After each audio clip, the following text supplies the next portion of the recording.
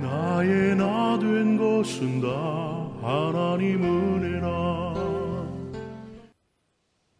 1946년 복음주의자 전국연합회, 그것을 NAE라고 합니다. 이 연세 많으신 분들 NAE라는 말을 들어보셨을 거예요. 한국에서도 에큐메니컬 운동이 한참 벌어졌을 때에 그 세력에 반대했던 복음주의자 연합회가 NAE라는 그룹입니다.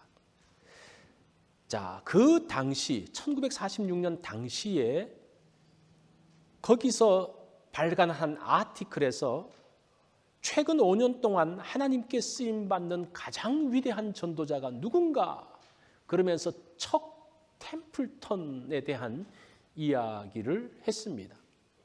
한 신학교 총장은 이 템플턴에 대해서 평하기를 오늘날 미국에서 설교에 있어서 가장 뛰어난 재능을 가진 젊은이다라고 극찬을 했습니다. 척 템플턴은 십자가 선교 사역, 크루사이드 미니스트리라는 그런 단체를 시작했고, 많은 사람들이 이 템플턴이 언젠가는 무디 같은 위대한 복음 전도자가 될 것을 예상을 했습니다. 그런데 이 템플턴은 나중에 자신의 학문적인 교만으로 인해서 결국은 불가지론자가 됩니다. 불가지, 신의 존재를 알 수 없다는 말이죠. 불가지론 그러면 그런 뜻입니다. 그리고 그가 세상을 떠나기 한 해 전에 이런 책을 마지막으로 썼습니다. 하나님과 작별. 자, 보세요. 시작보다 중요한 것은 마지막입니다. 마지막이 어떠하느냐가 굉장히 중요합니다. 우리가 예수님의 사역, 하나님이 하신 일들을 볼 때에도 사실은 마찬가지예요. 과연 예수님을 믿을 수 있느냐? 하나님을 믿을 수 있느냐? 그렇게 알려면요, 예수님의 처음 시작과 그 마지막이 어떠한지를 보면 압니다. 하나님의 그 모든 계획들이 다 옳은가? 하나님을 신뢰할 만하냐? 하나님이 처음 말씀하신 것과 마지막을 보면 알 수가 있다라는 겁니다. 예수님이 어떻게 시작하십니까? 마태복음 1장 21절에 보니까 그 이름을 예수라 하라. 이는 그가 자기 백성을 그들의 죄에서 구원할 자이심이라고 말씀하죠. 그렇게 되었습니까? 그것을 우리가 봐야 된다는 거예요. 태초에 구원 계획을 세우셨습니다. 하나님의 그 구원 계획, 태초에 세우신 계획이 그대로 실현되어졌나요? 그거를 봐야 된다는 겁니다. 예수님의 계획과 하나님의 그 구속 사역의 계획이 그 마지막이 어떠했는지를 확인하는 일을 좀 하려고 해요. 이렇게 말하면 좀 무례할지 모르지만 오늘 성경이 그런 이야기예요. 그러기 위해서 우리가 십자가의 현장으로 가볼 필요가 있습니다. 자, 예수님의 십자가의 현장을 가장 잘 말할 수 있는, 가장 확실하게 말할 수 있는 사람이 누굴까요? 예수님의 십자가 현장에 있었던 사람이겠죠. 성경에는 5명을 이야기합니다. 그 5명을 보면요, 예수의 십자가 곁에는 그의 어머니와 이모와 글로바의 아내인 마리아와 막달라 마리아 4여인이 있었고, 그 다음에 26절에 보니까 사랑하는 제자가 곁에 있었다라고 말합니다. 그 사랑하는 제자가 누굽니까? 요한이에요. 자, 그것을 봤을 때에 예수님의 십자가의 현장에 있었던 그 요한이 무엇이라고 증언하는 것은 굉장히 중요합니다. 물론 마태, 마가, 누가가 다 기록을 했지만, 그분들도 정확하게 기록하셨지만, 요한은 정말 생생하게 또 다른 관점을 가지고 요한 복음을 기록하는데 그 십자가의 마지막 장면을 보고 있다는 거예요. 그래서 오늘은 우리가 그 십자가의 현장을 본 사람의 이야기를 들어볼 거예요. 굉장히 중요한 또 새로운 말씀이 있을 것입니다. 자, 28절 말씀을 보십시오. 예수께서 모든 일이 이미 이루어진 줄 아시고 성경에 응하게 하려 하사 이르시되 내가 목마르다 하시니, 예수님께서 이제 목마르다고 말씀하십니다. 그때 어떻게 합니까? 군병들이 우술초에 매여서 해면을 적셔서, 해면을 우술초에 매여서, 매였다는 말은 요렇게 했다는 말이에요. 요렇게 감싸서 신포도주를 찍어서 예수님께 갖다 드립니다. 근데 우술초의 길이가 얼마인고 하니 한 40cm에서 60cm 정도예요. 그 이제 구약에도 우술초로 이제 그 정결케 하는 게 있죠, 그죠? 그러니까 십자가가 저 높이, 우리 그림처럼 저 높이 달려 있는 게 아니라 요한의 증언을 보면 어느 정도라는 겁니까? 한 요 정도. 이게 느낌이 오시죠? 이 중세로 가면서 십자가를 굉장히 높여놨어요. 실제적으로는 이렇게 가까이서 볼 수 있는 그 위치에 있었던 것을 보게 됩니다. 뿐만 아니라 예수님의 마지막을 요한이 굉장히 독특하게 설명하는데 30절 말씀을 여러분 잘 보세요. 제가 읽을 때에 여기서 무슨 이상한 점이 있는지를 한번 여러분들이 발견해 보시기 바랍니다. 예수께서 신포도주를 받으신 후에 이르시되 다 이루었다 하시고 머리를 숙이니 영혼이 떠나가시니라. 어떤 이상한 점이 있습니까? 자, 보세요. 사람이 죽고 영혼이 떠나면, 사람이 이렇게 십자가에서 영혼이 떠나면 고개를 떨어뜨립니다. 그런데 오늘 이 말씀은 뭐라 그래요? 예수님이 고개를 숙이니까 영혼이 떠났다라고 이야기해요. 또 영혼이 떠나가시니라는 말을 헬라어의 그 원문을 보면 능동태로 되어 있습니다. 죽음이 능동태입니까? 수동태입니까? 수동이죠. 뭔가 어떤 죽음에 의해서 영혼이 없어지는데 예수님은 어떻게 합니까? 머리를 숙이시고 영혼을 떠나 보냈다라고 이야기를 하고 있습니다. 죽음을 예수님이 결정하시고 있는 것을 보게 되어져요. 지금 요한은, 예수님의 십자가의 현장에 있었던 그 요한은 그 예수님의 마지막 십자가의 죽음이 로마의 군병에 의해서 예수님이 숨이 끊어지는 것이 아니라 예수님이 죽음을 스스로 결정하시고 그 영혼이 떠나가게 하셨던 것을 생생하게 묘사하고 있습니다. 이게 요한의 증언이고 다시 말하면 요한의 신학입니다. 여기에 대해서 제가 다시 한번 설명을 하겠습니다. 뒤에서. 자, 그리고 죄수의 다리를 꺾는 일이 있습니다. 그 다음 날이 6월절이고 그 다음부터는 7일 동안 무교절이 펼쳐집니다. 그 기간 동안 부정한 시체가 달려있는 것을 원치 않아서 유대인들이 빌라도에게 가서 요청을 하죠. 저거 빨리 시체를 내리라고. 그러면서 빨리 시체를 내리기 위해서는 빨리 죽어야 되는데 어떻게 죽는가 하니 죄수의 다리를 꺾는다라고 이야기합니다. 이 꺾는다는 말은 조금 점잖게 표현했고 실제로는 무릎을 부셔버리는 겁니다. 이 당시 십자가의 형태를 보면 그 발판에 이 발 쪽에 조그마한 디딤대가 있습니다. 그래서 이 디딤대를 가지고 이제 몸을 지탱하는 거예요. 십자가에 달려 있으면 십자가의 그 사망의 원인이 무엇인가 하니 질식사입니다. 그래서 이게 몸무게 때문에 축 처지면 횡격막이 올라오면서 숨을 못 쉬는 거예요. 그래서 이거를 이 다리를 버팀목으로 이렇게 해가지고 한 번씩 숨을 쉬고 이렇게 또 처지고 그렇게 하는데 다리를 부서뜨리면 어떡합니까? 올릴 수가 없는. 그러면서 바로 죽을 수 있도록, 바로 질식사할 수 있도록 했다라고 합니다. 그래서 이 군인들이 어떻게 합니까? 한 죄수에게 가서 그 다리를, 무릎을 쳐가지고 다리를 꺾어버립니다. 그 다음 죄수에게 가서 또 무릎을 쳐가지고 다리를 꺾어버립니다. 그리고 예수님께 와서는 어떻게 합니까? 예수님이 죽은 걸 보시고 창으로 옆구리를 찌르니 피와 물이 나왔다라고 이야기를 합니다. 의학자들은 심장이 파열되면 일혈 현상으로 피가 심낭으로 흘러가면서 혈청이 가라앉고 물만 남는다라고 이야기합니다. 그래서 이 현상을 보면서 그 의학자들은 뭐라고 이야기하는가? 이 창이 옆구리를 통해서 심장을 찔렀다라고 이야기를 하고 있습니다. 창으로 옆구리를 찌른 것은 요한만 기록하고 있어요. 여러분들이 나중에 한번 성경을 이렇게 한번 보세요. 비교를 하면서 한번 보세요. 요한만 독특하게 기록하고 있는 내용입니다. 그러면서 35절에서 무엇이라고 말씀하고 있는 거 아니? 이를 본 자가 증언하였으니, 이를 본 자가 누굽니까? 자기라는 거예요.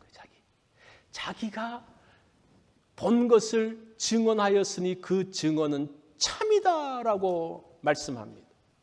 요한은 자신이 현장에서 본 십자가 사건의 그 모든 것들을 정말 생생하게 기억하면서 상세하게 기록하고 있습니다. 그러면서 그 모든 것들이 성경의 예언대로 이루어졌다라고 말합니다. 이 말은 무슨 말입니까?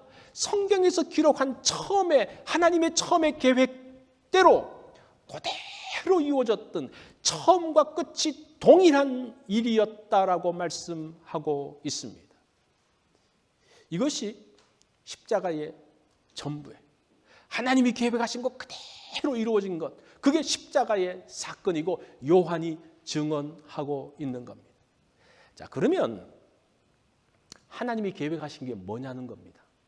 그죠? 하나님이 계획하신 게 뭐냐? 예수님이 돌아가시면서 다 이루었다라고 말씀하세요. 무엇을 이루었습니까? 우리가 지금 그것을 좀 알려고 합니다. 먼저 다 이루었다라는 말은 누가 이루었다는 말입니까? 1번 예수님이 이루었다. 2번 누가 이룬지 모르겠다.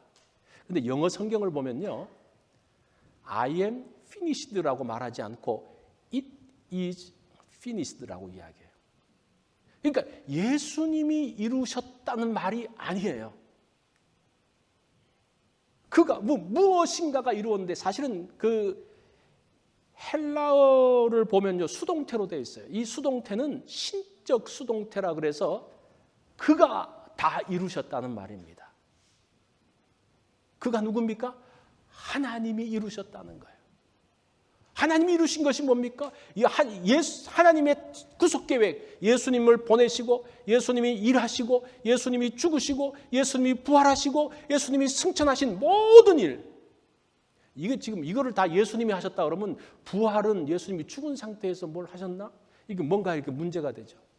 그래서 다 이루었다는 것은 무슨 말인가 하니, 예수님이 마지막 십자가에서 달리실 때에 다 이루었다, 그래서 내가 하기 위해서 온 일을 다 이루었다는 그런 말이 아니에요. 하나님이 다 이루셨다. 하나님이 계획하신 바를 다 이루셨다.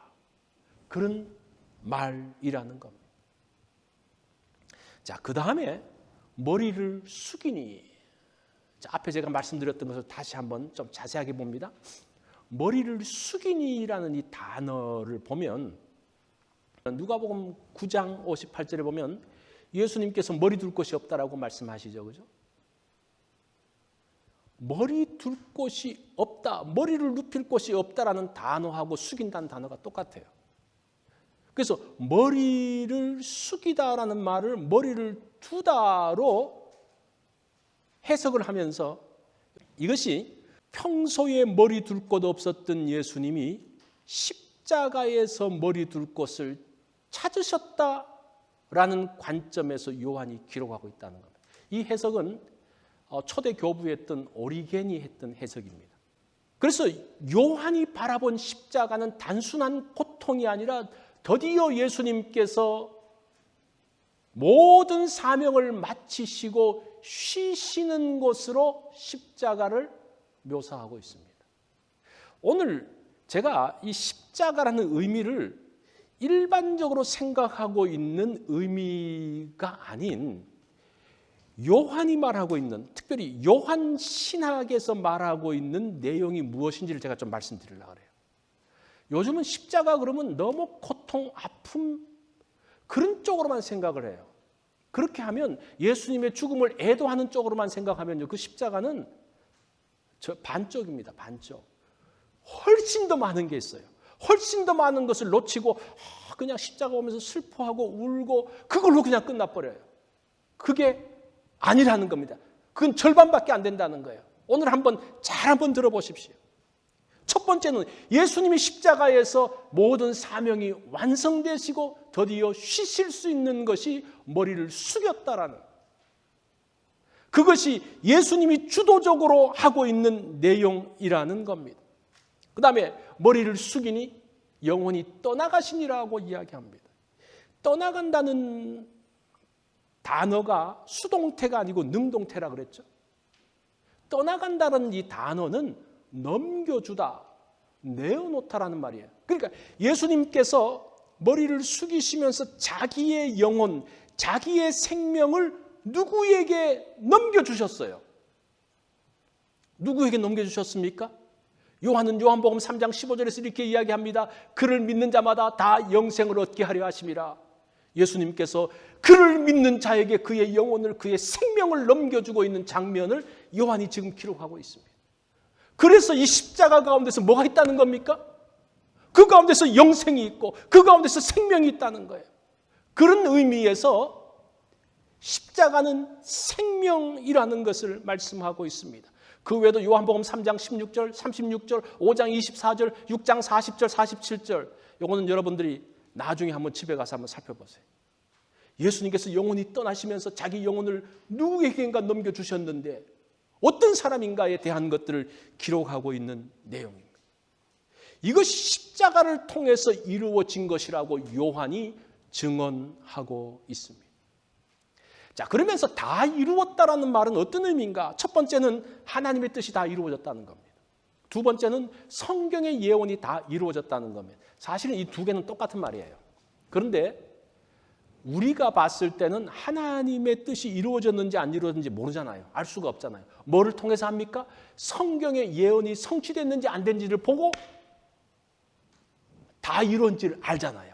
그런 의미에서 성경의 예언이 이루어졌다는 것은 굉장히 중요해요. 우리한테는 굉장히 중요해요. 자, 그런 뜻이라는 것을 알 필요가 있습니다.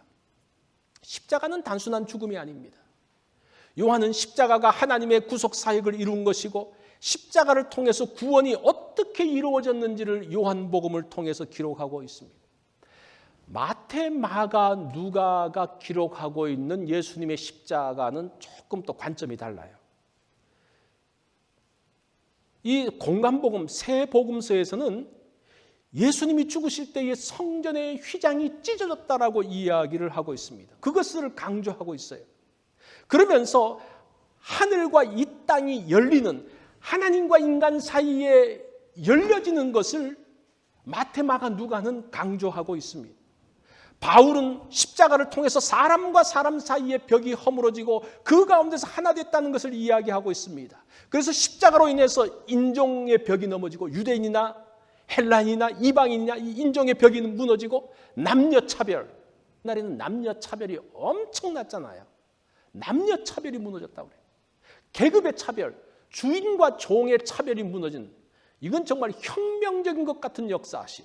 그래서 십자가라는 것이 하나님과 우리 사이만 열려진 것이 아니라 사람과 사람 사이에 그 모든 것들이 열려졌음을 이야기하고 있습니다. 이것이 십자가예요.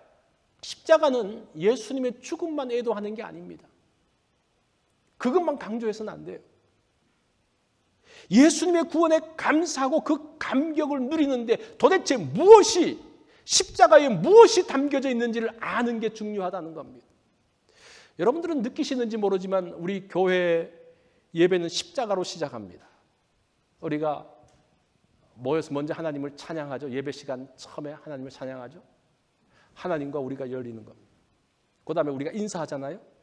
사람과 성도와 성도, 사람과 사람 사이가 열리는 거예요. 이것이 하나님을 사랑하고 이웃을 사랑하는 사랑의 이중계명.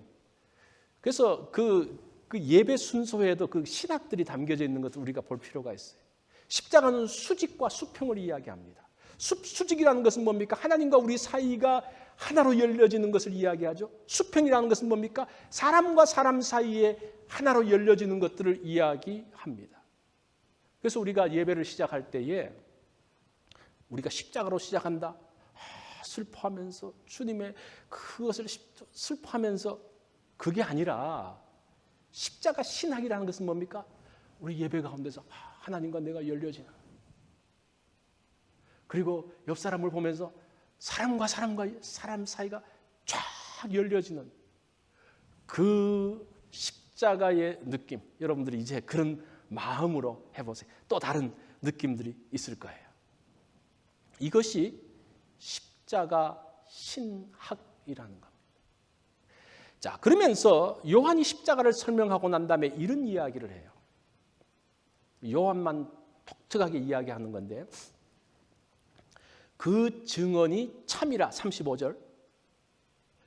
그가 자기의 말하는 것이 참인 줄 알고 너희로 믿게 하려 함이라. 자, 요한이 내가 말하는 게 진짜예요 라고 하면서 그 말을 통해서 너희로 믿게 한다 그래요. 무엇을 믿게 합니까?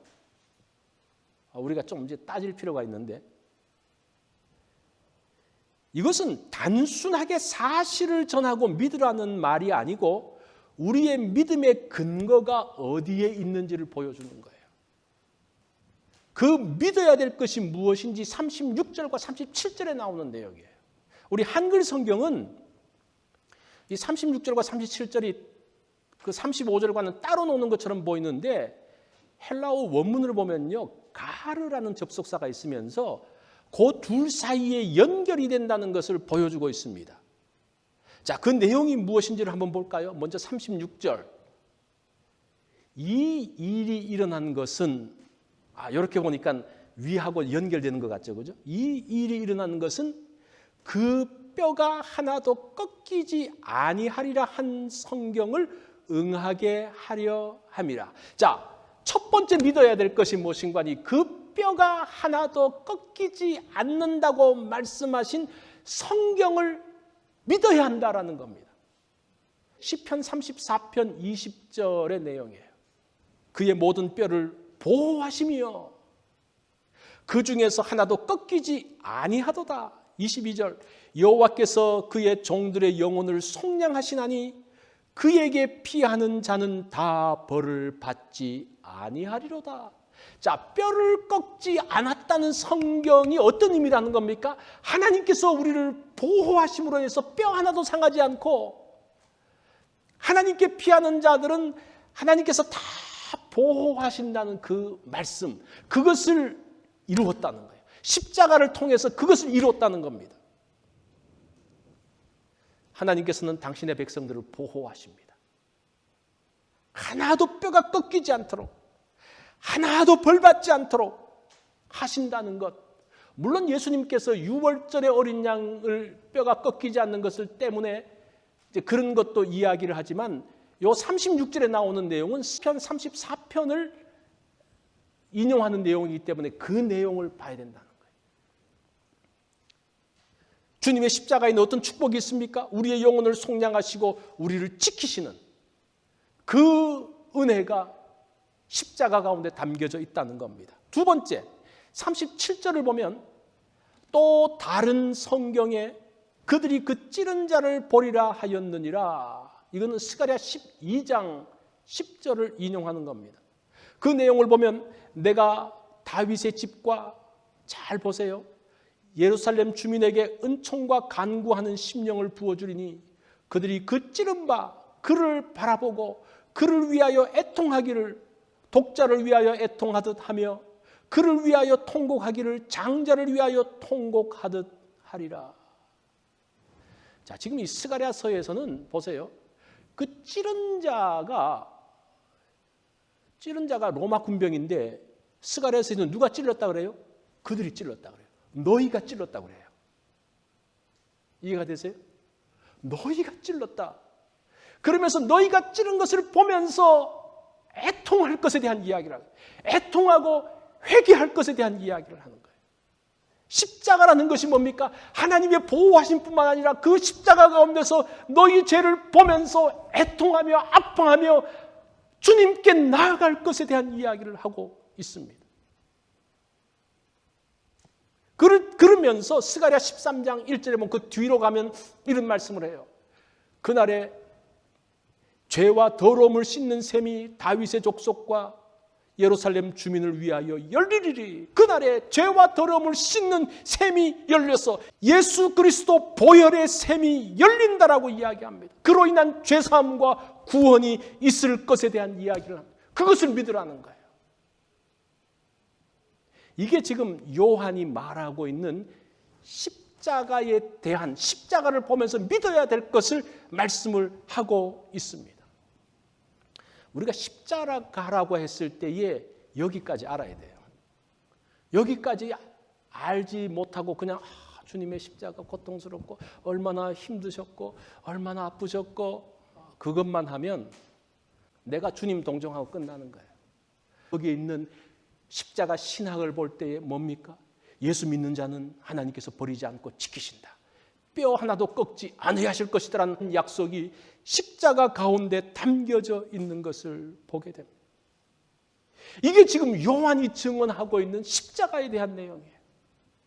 막연한 십자가가 아니라 정말 구체적으로 십자가에 대해서 말씀하고 그 십자가를 알고 믿으라라고 이야기합니다. 자, 신앙의 우선이 뭘까? 말씀대로 사는 것 중요하죠. 말씀을 믿는 것 어떤 게 더 중요합니까? 많은 분들이 말씀대로 사는 것을 많이 강조해요. 그러다 보니까 굉장히 부담이 돼요. 말씀대로 살 수 있습니까? 없습니까? 솔직하게 못 살잖아요. 그러니까 늘 정죄감, 디프레스. 사실은 성경은 말씀대로 사는 것보다는 말씀을 믿으라고 그래요. 지금 오늘 여기서도 십자가를 보면서 예수님께서 십자가를 지셨던 것처럼 너희도 십자가를 지고, 물론 예수님이 그런 말씀도 하셨지만 그게 어떤 의미인지를 좀 알 필요가 있는데, 우리도 그 십자가를 지려면 십자가 져집니까? 질 수 있어요? 못 지는 거예요. 그러다 보니까 늘 신앙생활 하면 할수록 고통스러운 거, 힘든 거예요. 사실은 말씀을 믿는 게 우선이에요. 말씀대로 살라고 자꾸 강조하면 도덕적으로 윤리적인 설교가 될 수밖에 없어요. 성경이 이렇게 하라고 했지? 그렇게 살아. 이거는 성경만 말한 게 다른 사람들도 그렇게 말할 수 있어요. 계속적으로 믿음에 대한 것, 예수님을 믿고 예수님이 어떤 분인지를 알고 그 은혜, 그 감격에 들어가는 기 이전에 자꾸 거기서 무엇인가를 살 것에 대한 푸시를 하면 이제 넘어지는 거예요. 그런데 보세요. 믿으면 그렇게 살 수가 있어요. 이게 순서가 달라져야 돼요. 믿겨지지도 않는데 살려고 하니까 이게 사라집니까? 요한은 뭐라고 이야기합니까? 그것을 믿으라는 거예요. 믿는 것도 쉽지 않습니다. 믿겨지는 것. 그것을 위해서 요한이 지금 십자가의 장면들을 생생하게 기록하고 있습니다. 예수님의 십자가를 믿는다는 게 무엇을 믿는 겁니까? 다시 한번 반복하죠. 하나님께 나아가는 자들을 하나님께서 죄 용서하시고, 그리고 하나님께서 그의 백성들을 지키실 것에 대한 약속, 그것이 요한이 말씀하고 있는 십자가의 내용입니다. 브라질의 어느 마을에 마리아라는 여인이 살고 있었습니다. 남편은 병이 들어서 일찍 죽었죠. 근데 크리스티나라는 딸 하나를 데리고 살았습니다. 이 아이는 처음에는 그렇게 총명하고 말을 잘 듣고 이제 공부를 잘했습니다. 그런데 사춘기가 되면서 방황하기 시작합니다. 친구들과 어울려 다니면서 나쁜 짓을 합니다. 집에 늦게 들어옵니다. 그래서 엄마가 불러놓고 타이르고 야단치고 그래도 안 돼요. 엄마가 자꾸 이야기하니까 그거 듣기 싫어서 얘가 그냥 집을 나가버렸습니다. 엄마가 가출한 딸을 찾으려고 하는데 이제 향락의 도시 리오데자네이로로 갑니다. 여기 있을 거다 얘는. 그러면서 딸을 찾으려고 가면서 이 엄마가 사진관에 가서 사진을 하나 찍어요. 자기 사진을. 사진을 찍고 난 다음에 자기 사진을 이제 복사를 합니다. 복사를 해서 자기 사진을 이 딸 아이가 갈 것 같은 곳에 붙이기 시작하는 거예요. 뭐 어떤 나이트클럽이라든지 하여튼 유흥가에 다 붙여놓는 겁니다. 또 더 나가서 화장실에도 붙여놓고 공중전화 박스에도 붙여놓고 담벼락에도 붙여놓고 다 붙여놨습니다. 마치 현상 수배본을 붙이듯이 사진을 다 붙여놨어요. 그리고 엄마는 집으로 돌아왔습니다. 이 크리스티나가 며칠 지나서 이제 밤새도록 놀고 호텔을 전전하다가 새벽녘에 술 취한 상태에서 길을 가는데 뭔가 하나가 보이는 거예요. 가서 보니까 많이 본 사진이에요. 보니까 자기 엄마 사진입니다. 깜짝 놀라서 그것을 찢어가지고 자기 품에 넣어서 가지고 왔습니다. 집에 와서 이제 그거를 펼쳐 보는 거예요. 거기엔 아무 이름도 없습니다. 복사된 사진 아래 보면 이런 글이 있습니다. 네가 무엇을 했든지 지금 어떤 형편에 있든지 상관하지 않으니 빨리 돌아와라. 이름도 연락처도 없이 그냥 그 글만 있는 거예요. 여러분 보세요. 딸을 찾으려면 누구 사진을 붙여야 됩니까? 딸 사진을 붙여야 되잖아요. 근데 이 엄마는 딸이 수치스러워할까 봐 자기 사진을 붙여놓는 거예요.